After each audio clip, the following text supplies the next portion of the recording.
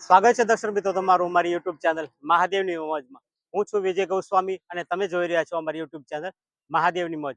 જે સમયનું, જે ઘડીનો, જે દિવસનો તમે આતુરતાથી રાહ જોઈ રહ્યા હતા તે ઘડીનો અંત આવી ગયો છે અને આજે આપણે બાવળિયાળી ધામે આવ્યા છીએ। સરસ મજાની આજ મારી પાછળ તમે જોઈ રહ્યું શણગારેલું છે અને આજે તમને બાવળિયાળીના ઠાકર ઈસુ બાપુના ઠાકર પરમ પૂજ્ય 1008 મહાવિભૂતિ મહામંડલેશ્વરના ઠાકરના દર્શન કરાવવાના છે। તો ચાલો આપણે અંદર જઈએ અને ઠાકરના દર્શન કરી। જય ઠાકર।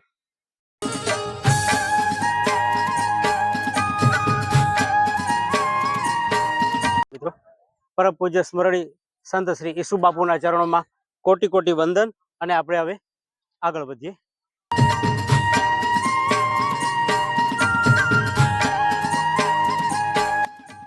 જય ઠાકર મિત્રો, હવે જે રસ્તેથી આપણે એન્ટ્રી લેવાના છીએ, જ્યાંથી કાલ ભવ્ય અને ભવ્ય પોથીયાત્રા નીકળવાની છે, એ રસ્તો ઠાકરનો દ્વાર, સરસ મજાનો ગેટ અને બધું શણગારવામાં આવ્યું છે, તમે મારી પાછળ જોઈ શકો। હવે ધીરે ધીરે આપણે આગળ વધી અને જોતા જાય।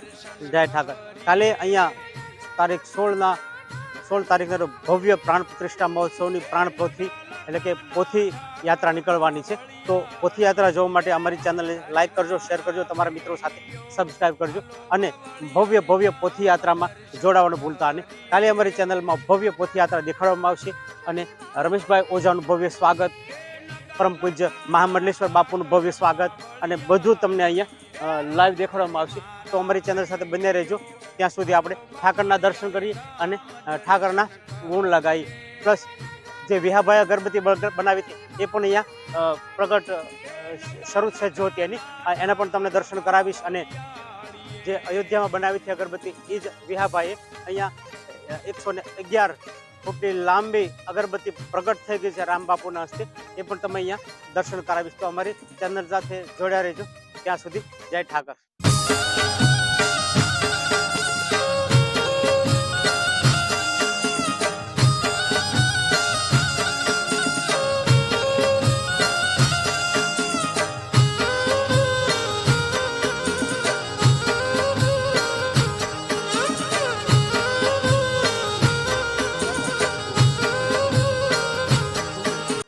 જય ઠાકર મિત્રો, તમે જોયું હતું 7 તારીખથી લઈ અને 9-12 તારીખ સુધી જે વડોદરાથી અગરબત્તી લાવવામાં આવી હતી અને પરમ પૂજ્ય રામબાપુ દ્વારા જે પ્રગટ કરવામાં આવી હતી એ અગરબત્તી આજે 7 તારીખે 12 તારીખે પ્રગટ કરવામાં 5 ફૂટ જેટલી અગરબત્તી અહીંયા પ્રગટી છે અને હનુમાન દાદા અહીંયા પહેરો દઈ રહ્યા છે, તમે જોઈ રહ્યા છો।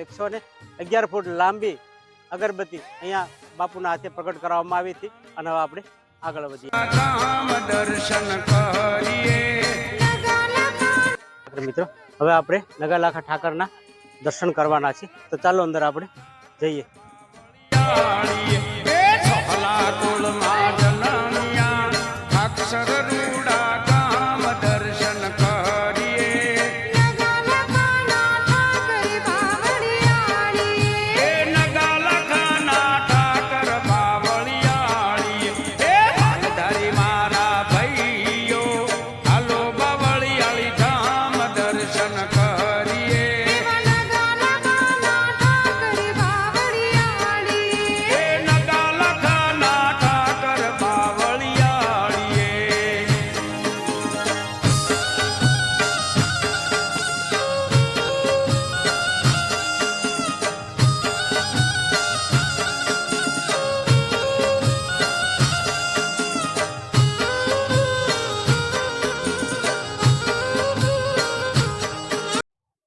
જય દ્વારકાધીશ। જય દ્વારકાધીશ, જય નગાલાખાના ઠાકર બાપુ, હવે અહીંયા જે ચેરિટેબલ ટ્રસ્ટ છે નગાલાખા બાપાનું, તો કેટલા વીઘામાં ફેલાયું છે, એની કેવી પ્રવૃત્તિ છે અને આજ રોજ જે 3 દિવસ જે આપણે 16, 17, 18 થી 22 તારીખ સુધી કેટલા સ્વયંસેવકો આવશે અને કેટલું માણસો અંદાજિત અહીંયા એપ્રોક્સિમેટ કેટલું આવશે એના વિશે બાપુ થોડુંક આપણે જણાવવાનું છે। આજના આ શુભ પ્રસંગે સંત શ્રી નગાલાખા બાપા ઠાકર મંદિરની નિજ મંદિરની પુનઃ પ્રતિષ્ઠા 14/3/2025 થી લઈને 3 દિવસની પ્રતિષ્ઠા છે। 16 તારીખે પ્રતિષ્ઠાનું શ્રીફળ હોમાં છે અને 16 તારીખથી પૂજ્ય રમેશભાઈ ઓઝાની ભાગવત જ્ઞાન યજ્ઞ ગોપ જ્ઞાન ગાથા આ પોથી યાત્રા 16 તારીખે સવારે થઈ રહી છે. એ કુલ 9 દિવસનો કાર્યક્રમ છે. સાથે મહારાસનું પણ આયોજન કરેલ છે. બીજા વિવિધ સંતવાણી અને સાંસ્કૃતિક કાર્યક્રમોનું પણ આયોજન થઈ રહ્યું છે. હાલ 14 તારીખથી આપણે યજ્ઞનો પ્રારંભ થઈ ચૂક્યો છે અને શ્રદ્ધાળુઓ દર્શન કરવા ઉમટી રહ્યા છે. સાથે વ્યવસ્થાની ભાગની વાત કરીએ તો આપણે વ્યવસ્થાના ભાગરૂપે બધા ડોમની વ્યવસ્થા કરેલી છે. રસોડાના પણ ડોમ નાખેલ છે. સાથે જમણવારના પણ ડોમ નાખેલ છે. આવનાર શ્રદ્ધાળુઓના યાત્રાળુઓના નિવાસસ્થાનની પણ વ્યવસ્થા કરી છે. સાથે સાથે એમના બાથરૂમ, સંડાસ બાથરૂમ વગેરેની જેવી વિવિધ સુવિધાની પણ વ્યવસ્થા કરેલી છે. સાથે રસોડાની જે જવાબદારી આપણે બગદાણાના સ્વયંસેવકોને સોંપી છે. આપણા પરમેનન્ટ જે સ્વયંસેવકો છે એ પણ વિવિધ ડિપાર્ટમેન્ટમાં કાર્યરત છે. અલગ અલગ વિભાગમાં અલગ અલગ સ્વયંસેવકો કાર્ય કરી રહ્યા છે. સમાજના અને આ સંસ્થાના જે ભક્તો છે એ પણ એમના નોખા નોખા ડિપાર્ટમેન્ટમાં કાર્ય કરી રહ્યા છે. અને સમાજના આગેવાનો અથવા આ સંસ્થા સાથે જોડાયેલા જે 18 વર્ણના જે ભાઈઓ અને બહેનો છે એ સતત એમની રીતે નોખા નોખા ડિપાર્ટમેન્ટમાં હાલ પૂરતા કામ કરી રહ્યા છે. બાપુ રાસ વિશે વાત કરો. જે બેન દીકરીઓ અહીંયા રાસ લેવાની છે, ઉડોવાસ, એના વિશે થોડું કહી દો. કેટલા બેન દીકરીઓ એપ્રોક્સલી? આમ તો મહારાષ્ટ્રનો તો 51,000નો 51,000 થી 55,000 આસપાસ ટાર્ગેટ અમારે રાખેલો છે, પણ છતાંય 51,000 અત્યારે તો વાત એવી છે કે આઈ કાર્ડ તો 51,000 પ્લસ બની રહ્યા છે. બની ગયા છે. વાહ, હા, સરસ. 51 હા, જે ઓનલાઈન નોંધણી છે 51,000 પ્લસ થઈ રહી છે. વાહ. એટલે સ્થળ સ્થિતિ અને પરિસ્થિતિના ભગવાનની ઠાકરની મરજી ઉપર કાર્ય થશે. જય ઠાકર મિત્રો. બાપુએ કીધું એ પ્રમાણે વ્યવસ્થા રૂપી સરસ મજાની અહીંયા વ્યવસ્થા ગોઠવવામાં આવી છે. તમે પણ જોડાઈજો અમારી ચેનલ સાથે, મહાદેવની મોજ સાથે. હું છું વિજય ગોસ્વામી. ત્યાં સુધી રજા લઈ. જય ઠાકર. બાપુએ સરસ મજાની પ્રશાસનની વાત કરી, એના વિશે પણ હા, સરસ મજાની બાપુએ વાત કરી છે. તો સરસ મજાની અંદર બહુ જ સુંદર વ્યવસ્થા છે.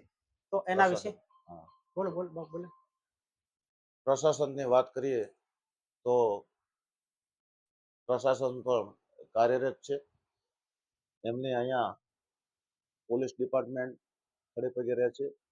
સાથે આરોગ્ય વિભાગ દ્વારા મખી આરોગ્ય ડોમની પણ વ્યવસ્થા કરી છે. તો ટેમ્પરરી ધોરણે આરોગ્યના અધિકારીઓ અને બેડ અને એમ્બ્યુલન્સની પણ વ્યવસ્થા છે. સાથે ફાયર સેફટી માટે ફાયર વિભાગે પણ સ્ટેન્ડ બાય ગાડી અહીં ઓલરેડી રાખેલી છે. અને પ્રશાસન તમામ સીસીટીવી લેસ છે. એટલે સાથે પ્રશાસન પણ એટલું જ સહયોગ આપી રહ્યું છે. સરસ મજાના સીસીટીવી કેમેરાથી સજ્જ કરેલું છે આખું આ મંદિર, બાવળિયાળી ધામ. તો તમે બાપુ વાત કરી પ્રમાણે જોઈશું. ત્યાં સુધી રજા લે અને આગળ આપણે કઈ રીતે ડોમમાં વ્યવસ્થા છે એના વિશે જાણશું.